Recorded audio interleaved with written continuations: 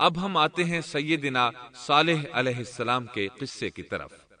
دن گزرتے گئے اور لوگ ایک بار پھر ابلیس لعین کے وسوسے میں آ کر کفر کی طرف پلٹ آئے، کیونکہ ابلیس کسی بھی شخص کو وسوسے میں ڈالے بغیر نہیں چھوڑتا۔ اس طرح ایک بار پھر کفر پھیل گیا، چنانچہ اللہ نے ان کی ہدایت کے لیے صالح علیہ السلام کو مبعوث فرمایا۔ یہ سمود کے پوتوں میں سے ایک عربی نبی تھے۔ ان کا نسب نامہ اس طرح ہے: صالح بن عبید بن سیاف بن ماشح بن عبید بن حاضر بن سمود بن ارم بن سام بن نوح علیہ السلام۔ گویا صالح علیہ السلام کا تعلق قوم سمود سے تھا، اور یہ قوم عاد کی نسل سے تھی۔ سمود کی قوم نے یمن کو خیر باد کہا اور جزیرے سے شمال کی طرف منتقل ہو گئے، پھر وہاں ہجر نامی ایک بستی میں جا ٹھہرے۔ قرآن کریم کی سورۃ الحجر اسی بستی کے نام سے موسوم ہے۔ قوم عاد کا تذکرہ سورۃ الحجر کے علاوہ سورۃ الاحقاف اور سورہ ہود میں بھی ہے۔ اللہ تعالیٰ سورۃ الحجر آیت 80 میں فرماتے ہیں: وَلَقَدْ كَذَّبَ أَصْحَابُ الْحِجْرِ الْمُرْسَلِينَ، اور ہجر والوں نے بھی رسولوں کو جھٹلایا۔ ہجر قوم سمود کا مرکزی شہر تھا۔ اب وہ مدائن صالح کے نام سے مشہور ہے۔ یہ شہر مدینہ منورہ کے شمال مغرب میں 380 کلومیٹر کے فاصلے پر واقع ہے۔ یہ لوگ بھی پہاڑوں کو تراش کر گھر بناتے تھے۔ یہ صنعت اور کاریگری انہوں نے قوم عاد سے وراثت میں پائی تھی۔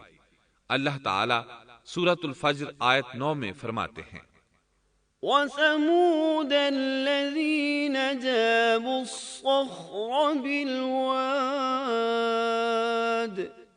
اور قوم سمود کے ساتھ کیا کیا جنہوں نے وادی میں بڑے بڑے پتھر تراشے تھے۔ قرآن مجید میں اللہ تعالیٰ ایک مقام پر فرماتے ہیں: اور ہم نے قوم عاد اور سمود کو غارت کیا جن کے بعض مکانات آپ کے سامنے ظاہر ہیں۔ ان کے مکانات ان کی تباہی سے لے کر اب تک موجود ہیں۔ شام کے راستے میں خیبر، تیماء سے تبوک تک قوم سمود کے آثار پائے جاتے ہیں۔ یہ لوگ کس طرح پتھر تراش تراش کر گھر بناتے تھے، اللہ تعالیٰ نے سورۃ الاعراف آیت 74 میں اس کا ذکر کیا ہے: وَاذْكُرُوا إِذْ جَعَلَكُمْ خُلَفَاءَ مِن بَعْدِ عَادٍ وَبَوَّأَكُمْ فِي الْأَرْضِ تَتَّخِذُونَ مِن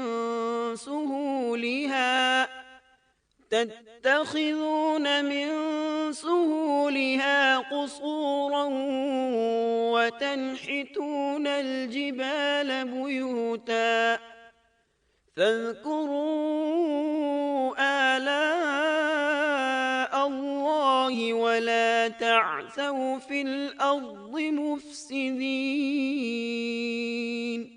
اس وقت کو یاد کرو جب اللہ تعالیٰ نے تمہیں قوم عاد کے بعد جانشین بنایا اور تمہیں زمین پر رہنے کا ٹھکانہ دیا کہ نرم زمین پر محل بناتے ہو اور پہاڑوں کو تراش تراش کر ان میں گھر بناتے ہو، سو اللہ کی نعمتوں کو یاد کرو اور زمین میں فساد مت پھیلاؤ۔ یہ آیت ان کی طاقت، جسم کی صلاحیت اور ماہر فن ہونے پر دلیل ہے۔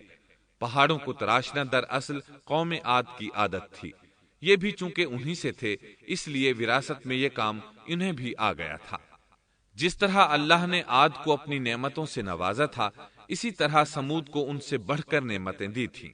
اللہ تعالیٰ صالح علیہ السلام کی زبانی ان سے فرماتے ہیں: اے قوم سمود، کیا تمہیں ان چیزوں میں بے فکری سے رہنے دیا جائے گا، یعنی باغات، چشموں، کھیتوں اور کھجوروں میں جن کا خوشہ ملائم ہے، اور تم پہاڑوں کو تراش کر پرتکلف گھر بناتے ہو، پس اللہ سے ڈرو اور میرا کہنا مانو۔ لیکن ان لوگوں نے ہر طرح سے قوم عاد کی پیروی کی، نصیحت پکڑنے کی بجائے بتوں کی عبادت شروع کر دی۔ اللہ نے ان کے درمیان صالح علیہ السلام کو مبعوث فرمایا۔ آپ نبوت ملنے سے پہلے بھی عقل مند اور علم والے تھے، باعزت گھرانے سے تعلق رکھتے تھے، اپنے معاملات میں لوگ ان سے مشورے لیتے تھے، لہٰذا انہیں ایک خاص مقام حاصل تھا۔ لیکن جب آپ نے انہیں ایک اللہ پر ایمان لانے، اس کے سوا کسی کی عبادت نہ کرنے کی دعوت دی تو ان کا ساتھ چھوڑ گئے۔ جواب میں ان سے کہنے لگے: يا صالح قد كنت فينا مرجوا قبل هذا اے صالح، اس سے پہلے تو ہم تجھ سے بہت کچھ امیدیں لگائے ہوئے تھے۔ مطلب یہ کہ پہلے تو ہمارے نزدیک آپ کا بہت مرتبہ تھا، مقام تھا، ہمیں آپ سے بہت امیدیں تھیں، لیکن آپ نے تو یہ باتیں کہہ کر ہماری ساری امیدوں پر پانی پھیر دیا۔ ان کے اس جواب کے باوجود صالح علیہ السلام انہیں اللہ کی طرف بلاتے رہے اور ان سے کہتے رہے، اے میری قوم، اللہ کی عبادت کرو، اس کے سوا تمہارا کوئی معبود نہیں۔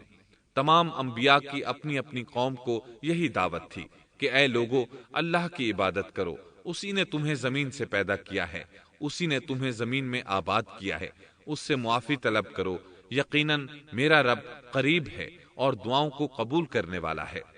اے میری قوم، تم نیکی سے پہلے برائی کی جلدی کر رہے ہو، اللہ سے معافی کیوں نہیں مانگتے کہ تم پر رحم کیا جائے؟ اللہ سے ڈرو، میری اطاعت کرو، حد سے گزر جانے والے بے باک لوگوں کی اطاعت سے باز آؤ، وہ ملک میں فساد پھیلا رہے ہیں اور اصلاح نہیں کرتے۔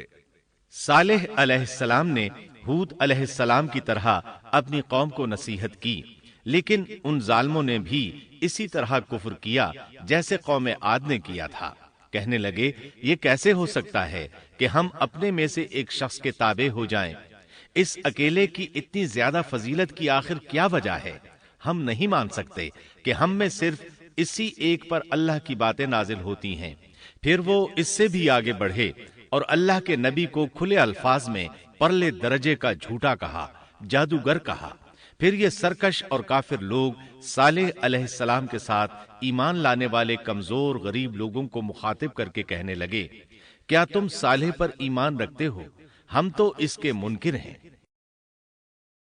اس طرح صالح علیہ السلام دن رات انہیں دعوت دیتے رہے، یہاں تک کہ یہ لوگ صالح علیہ السلام سے کہنے لگے، تم نے اور تمہارے ساتھیوں نے ہمارے اندر نحوست پھیلا رکھی ہے اور اسی لیے ہم مشکلات اور مصائب کا شکار ہیں، لہٰذا تم ہم سے دور ہو جاؤ۔ صالح علیہ السلام نے انہیں جواب دیا، تم پر نحوست اللہ کی طرف سے ہے، تم فتنے میں پڑے ہوئے لوگ ہو۔ پھر اس کے بعد وہ لوگ صالح علیہ السلام سے مکمل طور پر دشمنی کرنے لگے اور انہوں نے آپ کو یہاں تک کہہ دیا کہ آپ ہماری مجلس میں نہ آیا کریں کیونکہ آپ منحوس ہیں۔ پھر بات یہاں تک پہنچی کہ صالح علیہ السلام نے انہیں اللہ کے عذاب سے ڈرایا، دھمکایا اور کہا، يا قوم أرأيتم إن كنت على بينة من ربي وآتاني منه رحمة فمن ينصرني من الله إن عصيته فما تزيدونني غير تخسير۔ اے میری قوم کے لوگوں، ذرا بتلاؤ تو، اگر میں اپنے رب کی طرف سے کسی مضبوط دلیل پر ہوا اور اس نے مجھے اپنے پاس سے رحمت عطا کی ہو، پھر میں نے اس کی نافرمانی کی، تو کون ہے جو اس کے مقابلے میں میری مدد کرے؟ تم تو میرا نقصان ہی بڑھا رہے ہو۔ یعنی فرض کرو اگر میں حق پر ہوا اور یقیناً میں حق پر ہوں اور اللہ تعالیٰ نے مجھے اپنی نبوت سے بھی نوازا ہے، پھر بھی میں تمہاری باتوں میں آ کر اس کی نافرمانی کروں تو بلا شبہ اس وقت میں گھاٹے میں ہوں گا اور تم بھی خسارہ پانے والے ہوگے۔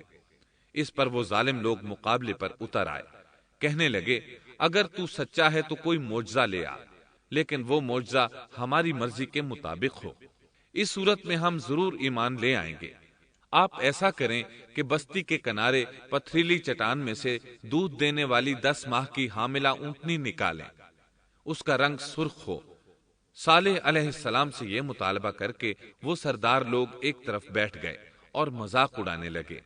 ایک کہنے لگا اونٹنی 10 ماہ کی ہو، حاملہ ہو، دوسرا کہنے لگا لازمی طور پر اس کا رنگ سرخ ہو، پھر ایک تیسرا سردار بولا اس کی کھال پر بہت زیادہ اون ہو، چوتھا بولا موٹی تازی ہو، ہم نے پہلے اس قسم کی اونٹنی دیکھی نہ ہو، پانچواں بولا وہ اتنی بڑی ہو کہ اکیلی ایک دن تمام کنویں کا پانی پی جائے اور دوسرے روز ہم پئیں۔